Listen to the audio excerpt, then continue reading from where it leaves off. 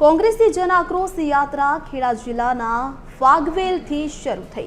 ફાગવેલ ખાતે કોંગ્રેસના નેતાઓ અને મોટી સંખ્યામાં કાર્યકર્તાઓ હાજર। તો જનતાના પ્રશ્નો અને અવાજને લઈને કોંગ્રેસની જન આક્રોશ યાત્રાના બીજા ચરણની શરૂઆત થઈ છે। ફાગવેલથી શરૂઆત કરવામાં આવી છે, ત્યારે ફાગવેલ ગામના બાથીજી મંદિરે ધ્વજારોહણ બાદ મહાસંમેલન યોજાયું। સભા સંબોધ્યા બાદ જન આક્રોશ યાત્રા ડાકોર તરફ રવાના થઈ છે।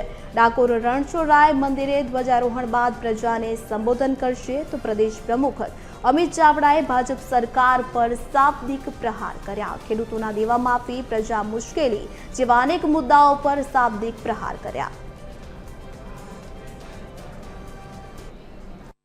સમગ્ર મધ્ય ગુજરાતમાં જે લોકોની સમસ્યાઓ છે કે યુવાનોને રોજગાર નથી, ખેડૂતો આર્થિક રીતે પાયમાલ થયા છે, ખેડૂતોના સંપૂર્ણ દેવા માફ થાય એવી માંગ ઉઠી છે, પીવાનું પાણી ના મળે પણ દારૂ ને ડ્રગ્સની રેલમછેલ છે, યુવાધન બરબાદ થઈ રહ્યું છે।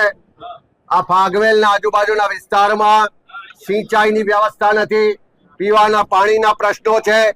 જે ગરીબો માટેની મનરેગા અને રોજગારની યોજનાઓ છે એમાં ભાજપના નેતાઓ મળતિયાઓ કરોડો રૂપિયાનો ભ્રષ્ટાચાર કરી રહ્યા છે।